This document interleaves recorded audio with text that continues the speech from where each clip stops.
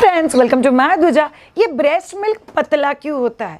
क्या किसी का बहुत पतला होता है, किसी का बहुत होता है? क्या किसी का ब्रेस्ट मिल्क पतला होने की वजह से उसके बच्चे के वेट में इशू आता है, या किसी का बच्चे का वेट में बहुत ज़्यादा अच्छे से बढ़ता है? इन सारे सवालों के जवाब आज की पर्टिकुलर वीडियो में जानेंगे। चलिए शुरू करते हैं। ब्रेस्ट मिल्क एग्जैक्टली होता क्या है? ब्रेस्ट मिल्क ये एक अलाइव मिल्क है।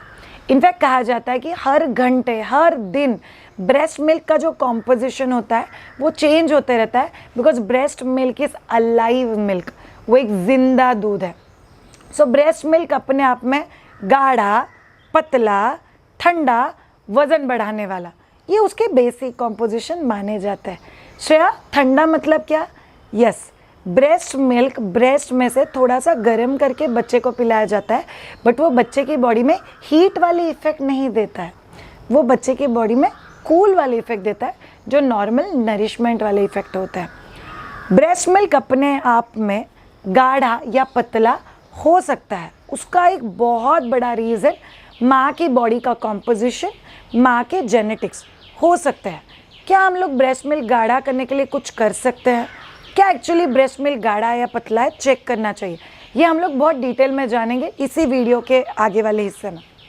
Next, weight gainer.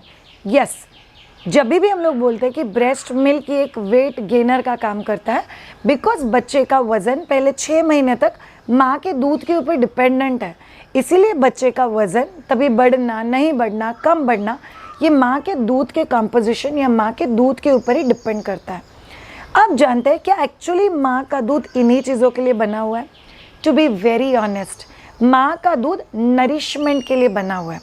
ये बाकी सब जो फ़ायदे है, वेट गेन, पतला दूध, मोटा दूध, ये सब चीज़ें बहुत सेकेंडरी होते हैं। माँ के दूध का एक सबसे पहला और प्राइमरी इम्पोर्टेंस है कि बच्चे का ब्रेन ग्रोथ, डेवलपमेंट, बच्चे का नरिशमेंट और बच्चे का इनर बीइंग और इनर फंक्शनिंग बहुत अच्छे से होने के लिए जो भी चीज़ें चाहिए, वो सभी चीज़ें माँ के दूध में से बच्चे को मिलना चाहिए। सो पॉइंट नंबर 1, पहला 1 साल जो बच्चे को दूध मिलता है माँ का, उसका प्राइमरी फोकस है बच्चा अच्छे से नरिश होना चाहिए। उसमें से आता है पहले 2 दिन। पहले 2 दिन यूजुअली जो दूध निकल रहा है, इट्स कॉल्ड एज कोलेस्ट्रम, जिसको हम लोग गोल्डन मिल्क बोलते हैं, येलो मिल्क बोलते हैं, थिक मिल्क बोलते हैं। ये यूजुअली थोड़ा सा फ्लोई बट थोड़ा सा गोल्डनिश, क्रीमिश, थिकिश कलर का, थोड़ा सा म्यूकसी, थोड़ा सा लिक्विड, ऐसे कॉम्बिनेशन में होता है। बिकॉज इसका जो न्यूट्रिशनल कॉम्पोजिशन है वो कमाल का स्ट्रॉन्ग है, बिकॉज वो बच्चे का आयरन डिपॉजिशन, बच्चे का इम्यूनिटी, बहुत सारी चीज़ें और न्यूट्रिएंट से भरा पड़ा हुआ है। बट उसके बाद जैसे ही आप लोग ब्रेस्ट मिल्क में एडवांस जाते हो या ब्रेस्ट मिल्क में आगे बढ़ते हो और एक मैच्योर्ड ब्रेस्ट मिल्क बनने लग जाता है, तभी आपके ब्रेस्ट मिल्क में कुछ मेजर कंपोनेंट रहता है। सबसे पहला और important component is fat. Breast milk का एक बहुत इंपॉर्टेंट हिस्सा होता है फैट। तो शायद फैट का एग्जैक्टली रोल क्या है? बच्चे को एनर्जी देना। सो आपका बच्चा हाथ पाँव हिला रहा है, रो रहा है, ब्रेस्ट फीडिंग के लिए सकिंग कर रहा है, उसके लिए भी बच्चे को एनर्जी चाहिए। ये फैट प्रोवाइड करता है जो माँ के दूध में है। इसीलिए हम लोग कहते हैं अगर बच्चा डिहाइड्रेटेड है, लो ऑन एनर्जी है, मतलब बच्चे को प्रॉपर दूध नहीं मिल रहा है, इसीलिए बच्चा लो ऑन एनर्जी है। इसीलिए हम लोग कहते हैं कि अगर बच्चा बहुत ज़्यादा देर सो रहा है, दैट्स ऑल्सो रीज़न कि बच्चे को अंडर नरिशमेंट या माँ का दूध उतना नहीं मिल रहा है जितना मिलना चाहिए। Part 2, protein, immunoglobulin. सो माँ के दूध में बहुत सारा प्रोटीन्स होता है, उस प्रोटीन में से 50% प्रोटीन्स।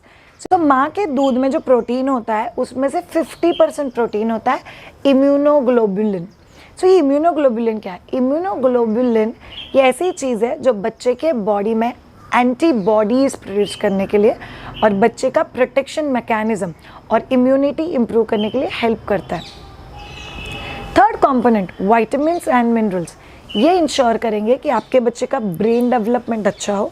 यस, प्रोटीन भी ब्रेन डेवलपमेंट में रोल प्ले करेगा, फैट भी ब्रेन डेवलपमेंट में रोल करेगा, उसके साथ विटामिन्स एंड मिनरल्स बहुत क्रूशियल रोल प्ले करेंगे आपके ब्रेन का functioning, grasping power, attention, memory, alertness, response, जो बच्चा दिन ब दिन एवरीडे सीखते जा रहा है। वो बच्चे को इससे मिलता है। सो ब्रेस्ट मिल्क का जो कॉम्पोजिशन होता है वो बहुत हद तक माँ के हेल्थ और माँ जो भी खाना खा रही है उसके ऊपर डिपेंडेंट होता है। तो श्रेया, क्या पतला दूध गाढ़ा दूध कोई प्रॉब्लम है? टू बी वेरी ऑनेस्ट, माँ के दूध के अगर आप लोग 2 हिस्से कर दो, जो आगे वाला दूध होता है दैट्स फोर मिल्क, जिसमें बहुत ज़्यादा लैक्टोज शुगर होता है। Lactose is basically milk based sugar.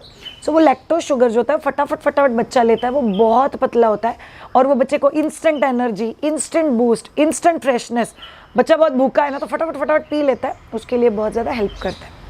जहाँ पे जो मैच्योर्ड, जो पीछे वाला मिल्क है that's called as hind milk, जो थोड़ा गाढ़ा मिल्क होता है, जिसमें फैट और प्रोटीन का परसेंटेज थोड़ा सा ज़्यादा होता है। सो कोई भी मदर जब भी बैठ के दूध को कंपेयर करती है कि अरे बाप रे मेरा तो दूध पतला ही है, मेरा तो दूध पतला ही है, तो कई बार हैंड एक्सप्रेशन या ब्रेस्ट मिल्क में भी जो इनिशियल दूध आएगा वो पतला ही आएगा। और उस कितना पतला है वो इसके ऊपर डिपेंड नहीं करता है कि आपने कितना पानी पिया है, ये इसके ऊपर डिपेंड करता है कि उस पर्टिकुलर माँ का न्यूट्रिशनल कॉम्पोजिशन और जेनेटिक कैसे वो दूध प्रोड्यूस कर सकती है। It completely depends on that.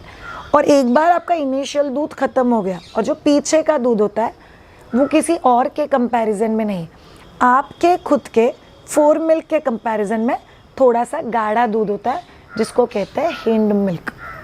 So hind milk actually weight gainer का काम करता है, वेयरएज जो फोर मिल्क होता है वो एनर्जी देना, इंस्टेंट बूस्ट देना, फ्रेशनेस देना, बच्चे को अलर्टनेस देना, उसका काम करता है। अब जानते हैं किन किन मदर्स का अगर दूध बहुत ज़्यादा पतला है या बहुत ज़्यादा गाढ़ा है, कभी हमको मैटर ऑफ कंसर्न करने की ज़रूरत है। बहुत ज़्यादा गाढ़ा दूध है मतलब वो बच्चा सिर्फ माँ के दूध पे, वेट गेन बहुत ज़्यादा है, मतलब जहाँ पे हफ्ते का 130 to 150 ग्राम वेट गेन होना चाहिए, वहाँ पे इस बच्चे का वेट गेन 200 ग्राम, 250 ग्राम, 300 ग्राम, 220 ग्राम इतना हो रहा है। इसका मतलब उस माँ का दूध थोड़ा थिक है, उस माँ के दूध में जो न्यूट्रिशनल कॉम्पोजिशन है वो बहुत अच्छा है, कि जेनेटिक भी हो सकता है, डाइट पे भी हो सकता है। ऑन द अदर हैंड एक दूसरी माँ है, वो भी एक्सक्लूसिवली ब्रेस्ट फीडेड है, पर उसके बच्चे का वेट गेन 130 ग्राम, 150 ग्राम, 130 ग्राम, 150 ग्राम इतना ही है। Is there anything wrong in it? No, कुछ भी गलत नहीं है, एब्सोल्युटली नॉर्मल चल रहा है। ब्रेस्ट मिल्क सप्लाई, बच्चे का लेना, बच्चे का वेट गेन सब नॉर्मल रेंज में है। सो प्लीज़ इसके लिए कंपेयर करके पीछे मत लग जाओ कि मेरा दूध पतला और उसका दूध गाढ़ा क्यों। बट यस, यहाँ पे और एक बात आती है, शायद कि हम लोग कुछ चीज़ें खा सकते हैं जिससे ब्रेस्ट मिल्क गाढ़ा होने में हेल्प होती है। सी हम लोग को कल्चरली जितनी भी चीज़ें पता है वो सब चीज़ें आपको हेल्प करती है ब्रेस्ट मिल्क बढ़ाने के लिए। बट आज हम लोग वो चीज़ें जान रहे हैं कि जिससे ब्रेस्ट मिल्क को गाढ़ा होने में हेल्प करते हैं। रेड पम्पकिन ब्रेस्ट मिल्क को गाढ़ा करने में हेल्प करता है। सो आप लोग रेड पम्पकिन का जूस ले सकते हो, रेड पम्पकिन दाल में डाल सकते हो, रेड पम्पकिन का सूप ले सकते हो, बहुत अच्छा लगता है। रेड पम्पकिन की सब्जी ले सकते हो। अगर आप रूटीन बेसिस पे रेड पम्पकिन इन्वॉल्व कर सके तो वो आपके ब्रेस्ट मिल्क के थिकनिंग में हेल्प करता है। ये किसने करना है? जिसके बच्चे का वेट गेन प्रॉपर नहीं हो रहा है। मतलब आपका दूध पतला है कि मोटा है जाने दो, बट आपके दूध से बच्चे का वेट गेन ठीक से नहीं हो रहा है, तो फिर आपको थोड़ा बहुत मिल्क थिक करने के लिए जो भी होम रेमेडीज़ है वो हम लोग आराम से कर सकते हैं। तो फर्स्ट वन इज़ पम्पकिन। तो सेकेंड चीज़ जो आपको बहुत ज़्यादा हेल्प करेगा इज स्वीट पोटैटो। आप लोग स्वीट पोटैटो आपके डाइट में जितना लेके आओगे, it can be baked, it can be boiled, it can be grated, it can be in the soup format, तो आप लोग इसकी बहुत सारी चीज़ें बना सकते हो। स्वीट पोटैटो आपको हेल्प करेगा ब्रेस्ट मिल्क को थिक करने के लिए। तीसरा बहुत इंपॉर्टेंट चीज़, ग्रीन पपाया, जो कच्चा पपाया होता है उसकी चटनी बनती है, उसकी सब्जी बनती है, उसका सूप बनता है, उसका पॉरेज बनता है। ग्रीन पपाया वैसे भी ब्रेस्ट मिल्क बूस्टर में माना जाता है, उसी के साथ ग्रीन पपाया आपको ब्रेस्ट मिल्क को थिक करने में बहुत अच्छे से हेल्प करता है। सो आप लोगों को ग्रीन पपाया या रॉ पपाया आपके डाइट में 100% इन्वॉल्व करना है। नेक्स्ट वेरी गुड आइटम जो आप लोगों को हेल्प करेगा, स्वीट पोटैटो के ग्रीन्स, मतलब स्वीट पोटैटो ज़मीन के अंदर उगता है, उसके ऊपर जो लीफी वेजिटेबल उगता है, जो सब्जी उगती है, वो अगर आप लोगों को मिल जाए और वो अगर आप लोग खाओ तो उससे आपको बहुत अच्छा बेनिफिट दिखाई देगा आपके ब्रेस्ट मिल्क को गाढ़ा होने के लिए। Last but not the least, number 6, आप लोगों को ग्रीन सीसम। ग्रीन सीसम क्या होता है? काले तिल, जो ब्लैक तिल होता है वो अगर आप आपके डाइट में इन्वॉल्व कर सको, रोटी के ऊपर स्प्रिंकल कर सको, पराठा थेपला इसमें डाल सको, काले तिल का और गार्लिक का साथ में अगर आप लोग चटनी करते हो तो वो आप लोग यूज़ कर सकते हो। सो बेसिकली काला तिल या ब्लैक सीसम, एक तो उसमें फैट कॉम्पोजिशन भी बहुत अच्छा है, प्लस ये आपको बहुत अच्छे से हेल्प करता है आपका ब्रेस्ट मिल्क सप्लाई बढ़ाने के लिए। सो होगी वो सभी चीज़ें, प्लीज़ याद रखो, ब्रेस्ट मिल्क सप्लाई बढ़ाने के लिए घी बढ़ाओ, बहुत सारा दूध पियो, बहुत सारी सफ़ेद चीज़ें खाओ, ब्रेड खाओ और पतला पतला करके खाना खाओ, इसमें से किसी से भी ब्रेस्ट मिल्क गाढ़ा नहीं होने वाला है। ये जो अभी आप लोगों ने चीज़ें मेरे मुंह से सुनी, they all are calorie dense and a good fat का कंटेंट उसमें बहुत अच्छा है, इसीलिए वो अल्टीमेटली बच्चे के जो दूध का कॉम्पोजिशन है उसके ऊपर डायरेक्ट इफेक्ट प्ले करता है। सो ये सब चीज़ें अगर आप लोग याद रखोगे तो आपको टेंशन नहीं होगा मेरा दूध पतला है, मेरा दूध गाढ़ा है, एक ब्रेस्ट से पतला आता है, दूसरी ब्रेस्ट से गाढ़ा आता है। Fore milk hind milk composition हर माँ का अलग अलग हो सकता है। वेट गेन नॉर्मल है, टेंशन मत लेना। वेट गेन में इशू है, ये सारे होम रेमेडीज़ यूज़ करो, आपको 100% हेल्प होगा। Thank you so much all of you. मैं Shreya Shah, a child birth educator and lactation consultant. अगर आपको मुझसे कनेक्ट होना है फॉर अ पर्सनल कंसल्टेशन या any of the course, planning baby, garbh sanskar, labour, breast feeding, baby care, solid food introduction, बच्चे के साथ game play ideas, toddler nutrition, sleep training, stop breast feeding, we are just on one website away. Do visit www.myduja.com. Have a great time. Bye bye.